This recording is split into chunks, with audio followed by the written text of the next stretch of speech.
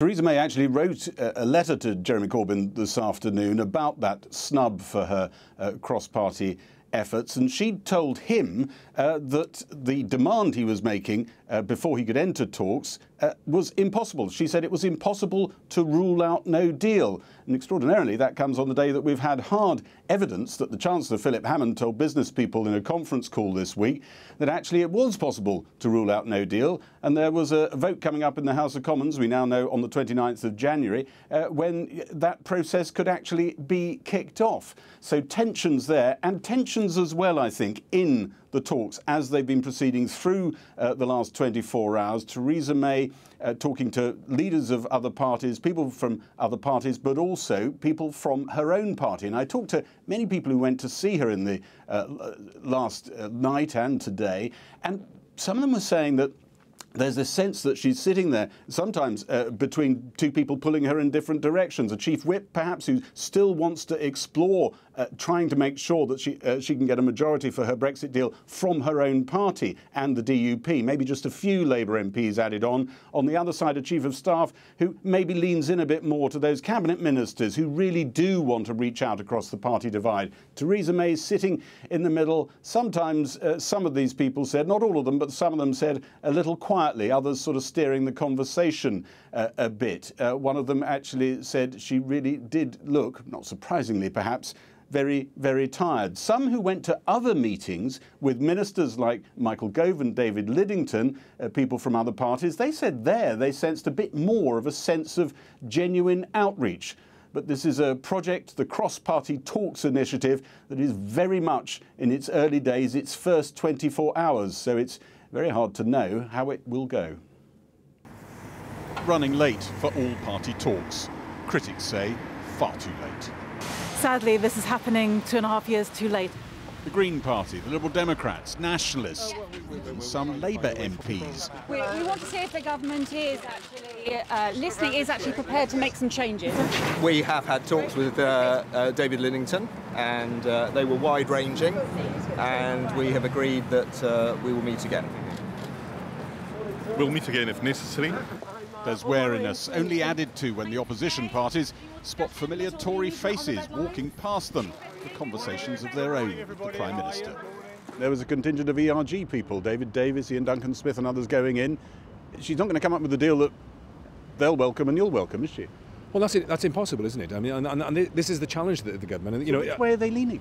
Well, I mean, that's the question to them in the next few days. I mean, we've shown that we're willing to actually work across that divide. You're not going to be able to please all sides of this debate, and the government have to make a choice.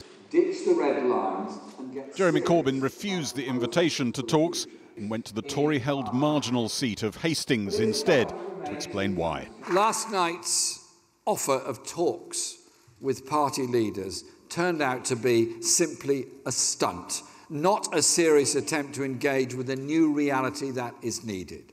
Theresa May, he said, had refused his demand that she rule out a no-deal Brexit, so it was no talks. He emailed all Labour MPs to follow his boycott, but too late for these two to see it. What do you say to Jeremy Corbyn, who has suggested that no one from the Labour Party should engage with the government? Well, that I'm not aware of. All I can say is Yvette and I have come today as chairs of cross-party select committees. They probably would have gone even if they'd seen the email. Others also defied the leadership. Plaid Cymru's leader said in his meeting he thought Michael Gove and David Lidington were trying to find policy overlaps in the party Venn diagrams. We talked about some of the questions of detail in terms of the timing. And were they nibbling at all? Some of the challenges there. Well, clearly some detailed work has been done on a contingent basis as preparatory work, certainly on the government side, looking at all. You got a flavour of that in the room? Yeah, well, I mean, we talked about that. We talked about the issue about the question itself and the various options that have been canvassed. Throughout the day, Tory MPs filed in and out to share their thoughts on Brexit with the Prime Minister, as if she didn't know them already. Listening mode. We're very interesting and very useful to chat to the Prime Minister. There we go. Bye-bye. Some cabinet ministers and their allies think the Prime Minister must now shift and commit to joining a full-blown customs union, even though senior Tories acknowledge that could blow the party apart. It undoubtedly will put us under enormous strain. I'm completely clear about that. But we, as a Conservative Party, need to decide what the greater imperative is. Is it to come to a compromise and leave, or is it to put at risk the entire concept of Brexit? That's been put under Theresa May's nose again and again, the idea of staying in the customs union to save Brexit. But it was because she prioritised party unity, or trying to avoid total party destruction, that she didn't go there. Well, she's now going to have to relegate that priority. I think so. But, I mean, let's be honest. Also, is that the Theresa May you know? Well, let's see what happens. One pro-Remain MP who saw the Prime Minister today said he was convinced she dreaded widening the breach with Brexiteers in her own party. He said she looked conflicted, desperate to avoid no deal, desperate not to split her party as time slips away. Gary Gibbon there. Well, as we just heard, Jeremy Corbyn has been speaking to Labour activists in Hastings, where his party came within less than 350 votes of taking the seat from Amber Rudd in 2017. Mr Corbyn told supporters that if Theresa May refused to budge and left the country facing a no-deal Brexit, he would then consider other options, including a second referendum. Our political correspondent Michael Crick was there. The Battle of Hastings is set to be the big contest of the next general election, whenever that might be. Tory Welfare Secretary Amber Rudd had her majority cut to just 346 last time round, and in 2016, 55% of the voters here voted to leave the EU. But Labour members in Hastings, as elsewhere, are strongly for a second referendum. Second referendum, sir? Yes. Would you like a second referendum? Definitely. Would you like a second referendum? I think it's possibly the only way forward. Would you like a second referendum? General election, that's the second referendum. Yes, general election. Would you like a second referendum? General election. Not a second referendum? General election. Yes. A second referendum? Yes, would you like a second referendum? I'm sorry? Would you like a second referendum? Oh, no. Why not? It's a terrible idea, isn't it? It's not going to help unite the country at all. We need a Labour government, is what we need. We couldn't find any members here who thought it was wrong for Corbyn to lay conditions on meeting May. But, I mean, that sign behind you says everybody should be nicer to each other. Everybody should be, I think. Yeah, but shouldn't they be willing to talk? I mean, Jeremy Corbyn will talk to the IRA. Why not talk to Mrs May? Oh, dear, that's very radical. I think Theresa May has had 2 years to be very nice and talk to people, and she's been in her ivory tower. Well, she's changed. Why not you? I'm not sure she's really changed. And Mr Corbyn forcefully explained to this gathering that he'll only meet Mrs May on one condition. Last night's offer of talks with party leaders turned out to be simply a stunt, not a serious attempt to engage with the new reality that is needed.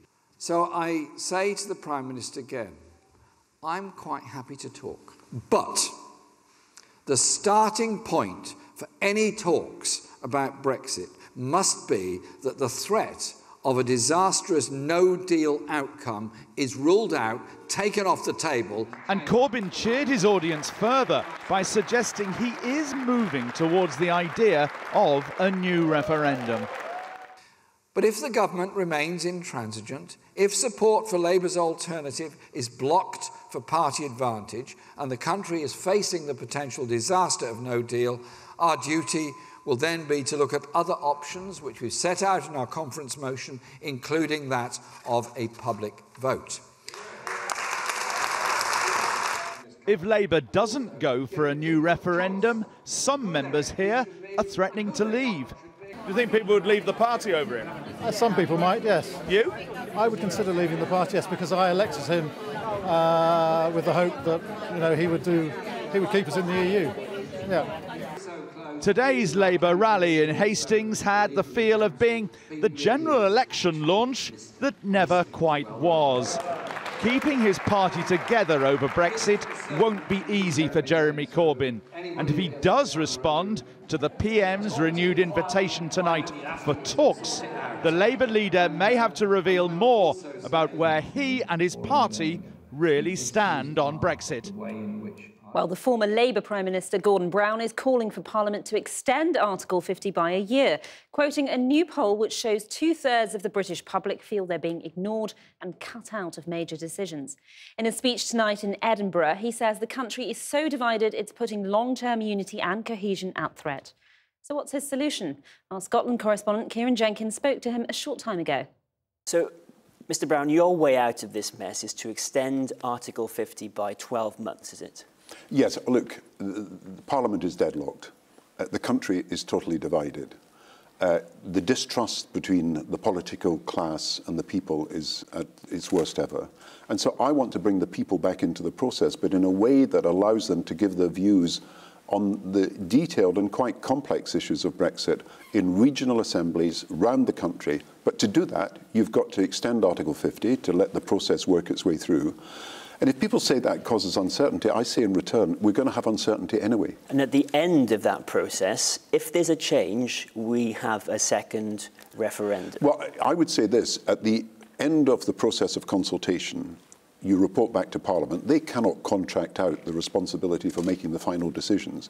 And so they should decide whether, in their view, the situation has changed. That would mean a renegotiation with the European Union. That then you would have to consider if the situation has changed, and if therefore it is not as it was in 2016, that there is new information and there are new proposals, then yes, I think the people would have to have the final say. And all this happens within 12 months. At what point in this timetable do you start to organise for a second referendum? Well, look, I gather the government's got a paper that they're circulating privately saying it takes many months to do a referendum, and that is probably true. It takes some months.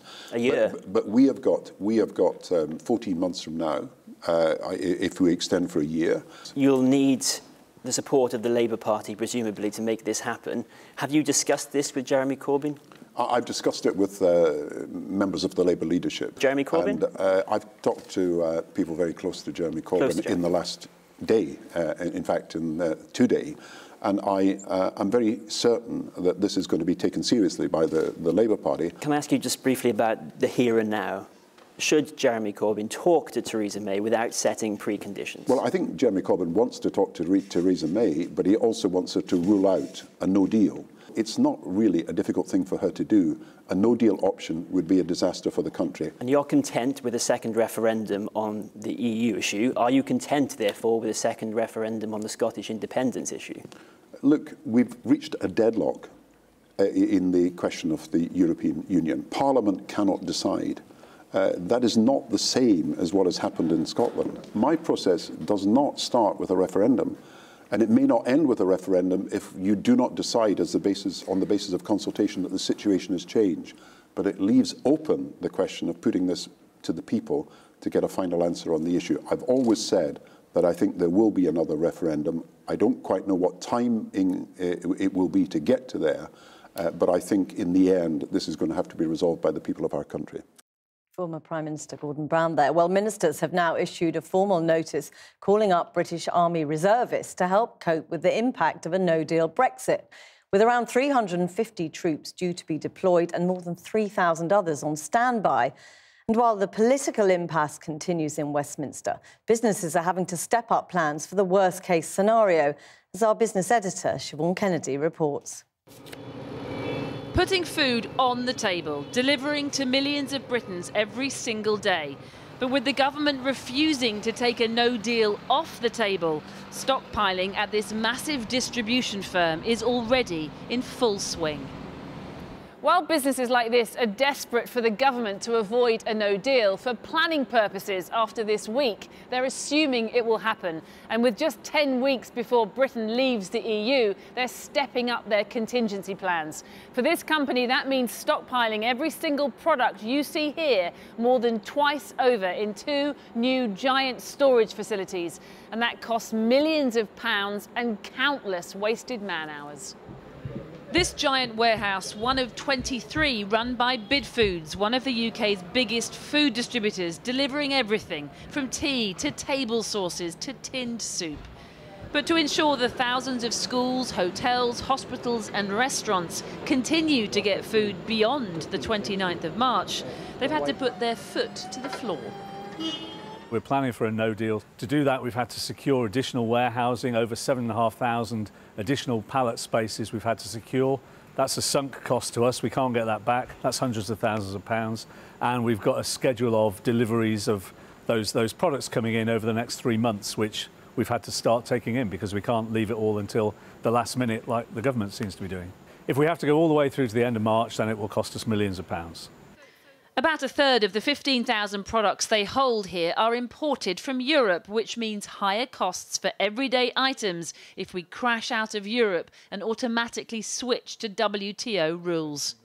If we applied WTO tariffs to our current mix of imported products, you'd be looking at a 14% increase in cost on those products that we import.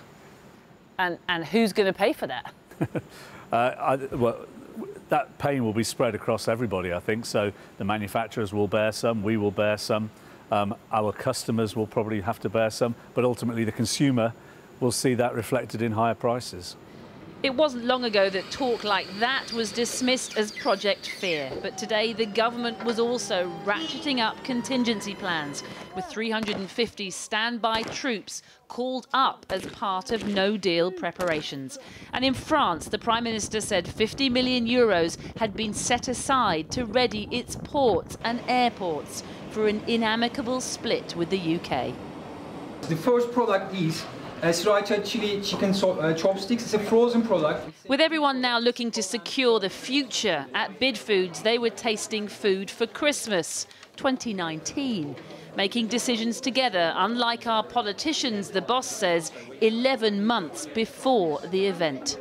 Because we don't know if there's going to be soft Brexit, no Brexit or hard Brexit, we have to plan for each scenario, which is costly both in terms of time, money and stock that we have to buy in up front. But if you ran your business the way the government has run the planning for Brexit, we'd be out of business. The government insists no deal is its least favoured option and says it wants to work with all parties to reach an agreement. But here in this factory and hundreds of others across the country, the stockpiling tells a different story. Siobhan Kennedy there. Well, we're now joined by the Brexit Minister, Kwasi Kwarteng. Thanks very much for coming in. So, all these meetings... Sure. Which bit of her deal is Theresa May offering to change in these meetings? We had a vote which went decisively against the government. I think the Prime Minister has given a very open offer to all the leaders of the main parties. My understanding was that all the leaders, apart from Jeremy Corbyn, have taken up that offer. They've come to see the Prime Minister. And I was very surprised to see that Jeremy Corbyn had rejected that offer. What is she telling those people in those meetings? Which bit of her deal is she looking to change? Is it customs union? Is it taking no deal off the table? Is it a second referendum? What is she changing about her deal? I think the point about the meetings isn't for her to tell people anything. I think what she wants to do is to listen. She wants to hear different points of view. She wants to see the way forward and to work out a deal that will command assent in the House of Commons that we could get through. The way you framed... She should have been doing forgive me. Well, you could argue about that, ago. but the way you framed the question was she was summoning people in as if to tell them what was going to happen. I think the point about the meetings is to actually have a broad discussion about how we can take this thing forward. But the point about the meeting, surely, she knows what the various parties across the board think and want. The point about these meetings, surely, is to decide what happens now, how her deal, which has been decisively rejected by Parliament, changes. Yeah, the deal was rejected, and it's incumbent on the Prime Minister doing her job to find out what can actually get through. And I think giving an offer, inviting people to have open conversations about this is exactly the right thing to do. And I think I'm delighted, actually, that so many of the opposition leaders accepted her on that offer. OK, so what do you think is the thing that she's most likely to move on? Because the decisive nature of the rejection of her deal suggests you need radical change. So what is it? No deal seems still to be on the table. Is it customs union? I think everything has to be on the table. The reason why I say that is because we're still in the middle of negotiations. People in Europe have said that conflicting things about being open to negotiate and all the rest of it. And it would be insane for us. It would be insane for any responsible government leader to rule out options. To rule out options before you've reopened the conversation with. So what do you think is the most likely territory? Customs union? I think Everything is on the table. So that is it's possible changes to stay in the customs union. It would be wrong for me to rule anything out. I mean, I think that's the nature of the conversation. The Prime Minister has invited people from the DUP, from the SNP, from right across the Parliament, and it would be wrong, given the width of the offer in terms of people coming, to rule anything out. Why is she refusing to take no deal off the table when it would appear that the Chancellor has told businesses, don't worry, you know, no deal may be taken off the table? That is possible. Certainly within the department, and Number 10 in her view, is that we're still in the middle of the negotiation. The deal was rejected. She has to go back to the EU and have conversations. And it doesn't make any sense, Jackie, to take things off the table before you've actually reopened the negotiation. Why has your Chancellor appeared to be saying to businesses, don't worry, no deal, it will come off the table? Well, I don't know. I don't actually know what he said. I wasn't on the call. My understanding, you know, his job, he's doing his job really well. I worked with him for 18 months. He's a very, very good Chancellor. But he is trying to reassure businesses. He is stating the government line, which is that we don't want to go into no deal. That's why we offered the deal this week. But the deal was voted down, so we have to look at it again. It's clear now that the EU think no deal is increasingly likely. Are they right? Well, everything is on the table. Nothing has been ruled out. I, as a Brexit minister, wanted to get the deal through the House of Commons. It was soundly rejected, and we have to look at it again. Are you saying, though, that you think the likelihood is there will be radical change? Because a lot of people looking from outside are nervous that Mrs May will essentially take back her deal to the Commons with a few tweaks. Well, look, we had a deal. I supported the deal. I was out on the media, on shows like this, selling the deal. I think it was a good deal. It was been roundly rejected. It was roundly rejected. So, of course, we have to look at it again. We have to find new solutions. And that's why the Prime Minister has had a very generous offer to other leaders in other parties. Kwasi Kwarteng, thank you very much for coming in.